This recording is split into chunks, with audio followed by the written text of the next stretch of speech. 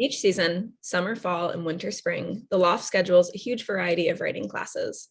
Today, I'm thrilled to introduce one of our screenwriting instructors, Bo Kaprall. Bo, could you introduce yourself and tell us how you got involved at the Loft? Yes. Ladies and gentlemen, Bo Kaprall. Oh, that's me. I was approached by someone from there to see if I was interested in running a class about writing for television and all the details that go into that, selling, creating, etc. And that was about 3 years ago. So I started teaching at Film North.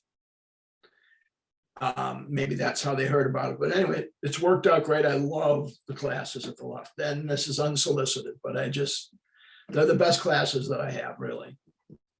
Yeah. The students are. What is it that drew you into screenwriting in the first place? Well, I started out as an actor in Los Angeles. And I started out in Chicago at a place called Second City, which is an improv theater. I came up to Minneapolis. They brought me up here to work at Dudley Riggs' Brave New Workshop. I then went out to LA to try and make it as an actor. And I got involved with a group called Kentucky Fried Theater. And we did Airplane, Kentucky Movie, and we had a live show that we wrote and we performed in. And luckily for us, it was a hit. And everybody came down and they saw that we could not only just act and be funny, but we could write. So we started getting writing offers, which were more plentiful than acting offers. And so I said, why not try it? We tried it. And I actually ended up writing myself in whenever I could. So I kind of accomplished two things, but that's how I got more towards writing as opposed to performing. So I think there's this idea that you can't really be a screenwriter if you aren't in either LA or New York City. Obviously, that's not true for you currently, although you did live in LA previously. Do you think that is the standard, though, that people need to move out to the coast to be successful? Yes. And I tell all my classes, absolutely. I'm able to do it, thankfully, from here because I've been doing non-scripted stuff for years. Reality. You can do that from anywhere. But scripted, you need to be there. The networks want to see you. The producers want to see you. If the staff, they just want you there. And it's easier to sell your stuff and get known if you're there. It's not impossible to do it elsewhere, but definitely there, even over New York. It's where the business is. A little bit to the difference between unscripted and scripted. You mentioned reality, but what those processes actually look like. Well, they're totally different in development and creation and selling, everything. But you don't need to be in LA for that because there's no script that they need to see and rewrites, et cetera, that they need you on set for, et cetera. It's much easier to do it because the budgets are less, but the opportunity is more valuable. I've actually talked to Loft about offering classes in creating and developing reality television, but I think we ran it once, or we didn't get a great response. I think people would rather watch it than know what goes into it. Well, maybe after 3 years of a pandemic, when people have inevitably turned more to reality TV. Well, the business has changed now. My daughter and my son-in-law are both in the business. They live in LA with my grandkids. They had offices at the studio for years. Now they work out of the house and they don't see it going back soon. Casting is done all online. Meetings are done online. Network pitches are done online now. So it's not as important to be there as it once was, and certainly not for non-scripted, but scripted, they like more of a hands-on approach. That's sort of the short answer. Yeah. So for you, how do you see writing for the screen being both similar to and also different from writing for the page, like writing for a published book? Well, I've done both, and it's really a totally different business. Just like for years, television and film were two different businesses. Writers didn't cross over. You were either a television writer or you're a film writer. Now there's a lot more crossover. The time is different, the time it takes, even though it's a long period to get a show going, et cetera. It's shorter probably than getting a book published and writing the book. It's short. It can be a long process, but it can be quite a bit shorter. And it's a totally different kind of writing. You're writing for a picture. You're writing small movies. It's a totally different kind of writing. If that answers your question, but if you want to be more specific, I'll tell you. I can't think of anything other than the time element, and of course, I think the competition is much bigger in television than novels. Or I just think you got to be really lucky. There's a lot. You've heard the numbers. I think before, people have maybe 200 pilots are commissioned a year to be written. Maybe 25 get shot, filmed, and maybe 2 make it on the air. I mean, those are not accurate numbers, but they're kind of give you the idea. Yeah, that's very similar. I work in publishing. I'm a literary agent, and similar talking to authors about having their books optioned.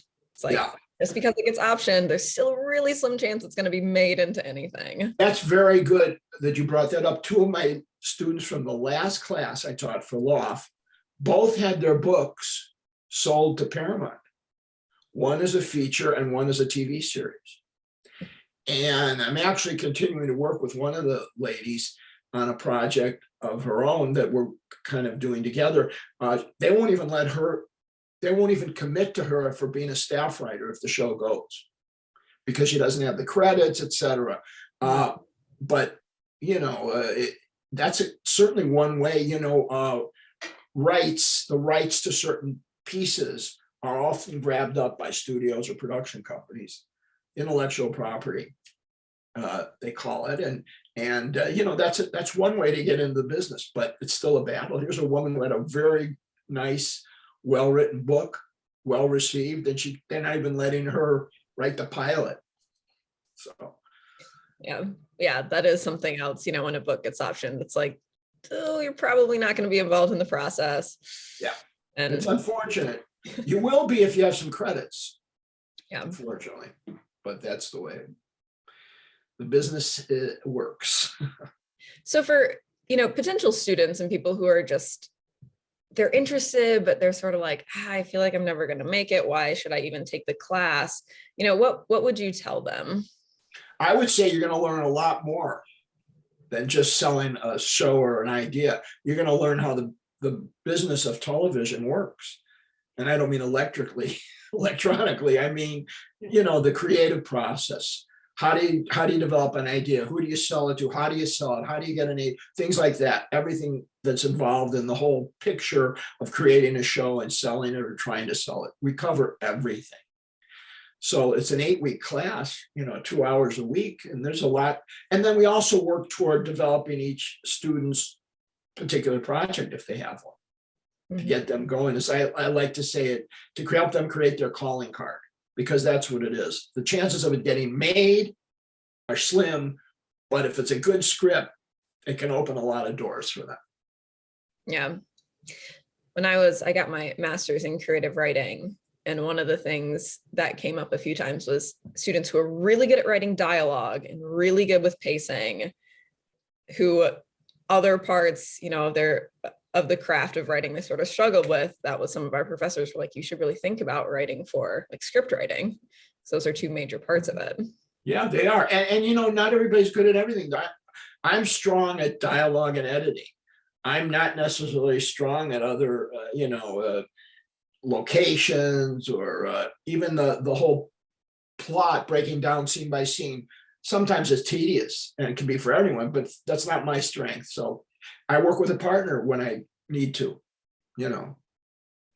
but you learn everything about the business. Really, there's nothing we don't cover. And I feel like a pitch man on television by pitching you to buy my pillow. But, we cover everything, and I'll answer any questions, even if it's not part of the curriculum. So you've been teaching for the law for about 3 years, and you've also taught other places previously. What is it that really drew you to teaching? Boredom. Honestly, I didn't know that I would enjoy it. I was like, oh, I'm bored. I'm in between projects. I want to stay busy. Friends of mine were constantly saying, go get a college, go to a university, go to the University of Minnesota. I mean, you've got the credits. I don't have a degree in teaching, which makes it hard to teach at some schools. So I never pursued that, but the Loft just seemed like a good fit. I had heard about it. They reached out to me. It just was a good fit. And like I said, I've really enjoyed, I don't know why it is, but I've enjoyed teaching it, all teaching that I'm doing. Some classes certainly are better than others in terms of input and involvement, but just seems like every Loft class is just better than the next. Fun. The students are good. They're anxious to learn. I mean, there hasn't been one Loft class that I taught where some of the students haven't said, what's our next step? Will you teach an advanced class? And I said, I do teach an advanced class, but very few people sign up for it. But the Loft to me is a good fit. Yeah. Did that answer your question? It sure did. Yes. And other than, the basic information, obviously, that you're trying to portray, what is it that you really hope students gain from taking this class? I hope they gain confidence that they can do something. I tell that they're not proficient at necessarily. I tell the class at the very beginning, you will not believe where we're at after 6 or 7 weeks here. You will have an idea you're working on that you created for a show or whatever it is, and you'll see it. And most of them don't come in with anything planned, and they end up having an idea and writing a first draft. So I love that they have the desire, and that they all manage to find things out about themselves too as we go along this path. I love the questions, even though they're the same pretty much every session. It's just good to share it. And the business is constantly changing, constantly, with all the streaming outlets now. Television there's never been more opportunity than now. And I think there's never been better television, excuse me, than now. I think TV is much better than features, which for years wasn't. But there's so many great shows now, and it's a good time to get in if you're going to do it for a career. And if not, not everybody in the class is in for a career. Most of them aren't, but they have an idea they want to explore, or they think they'd like to try something, and it's good. It builds their confidence and their ability to be, I hope. Yeah. I feel like when Netflix quit being a send a DVD to your home place and started a streaming service, that was the news that people were like, oh, TV is going to die, cable's gone, or, et cetera, et cetera. And now, I don't have cable. Most of the people I know don't have cable, but I have like 8 streaming services. Sure. It's amazing. I agree with you. We were all thinking about the doom and death of television. And it was just, it went totally opposite way. I mean, even if you're not a huge television watcher, there's a couple shows out there you really want to see, you can't miss, with them. But yes, you're right. It's huge, streaming. Well, I'd also like to hear, sort of our last question, just what you really love about the industry. Like, what about screenwriting? Boy, it's so easy to tell you what I don't like. And you probably know a little bit about that being a literary agent. I love creating an idea and getting that germ of an idea, whether it's from reading something or seeing something in life, not on television, but seeing something that generates a thought. I love the development process. It can be long and arduous, but I like it. And I love hearing people reacting to an idea that I've created out of nothing, and I've developed, and I've talked to people about, and I've gotten people interested. I love that whole process. It seems like almost anticlimactic to me once a show gets on the air, because the production of most shows is similar, whether it's reality or not. So that kind of like, my job's done. But I like to stay with the show for a while, certainly. But I like developing. That excites me. And there's always chance you'll meet a good person in Hollywood. There's always that chance, aside from my daughter and her husband. About who you know. Oh, totally. Are you kidding me? That's one big area we cover in the class. Totally about who you know. When I was out there for several years, and thankfully I was successful, I can't remember auditioning more than once for any writing producing job. It was all people I knew who said, yeah, but Bo's funny. We get him. He knows how to write. It was all that. You never had to sit down or send something. Heavy nepotism and who you know. Yeah.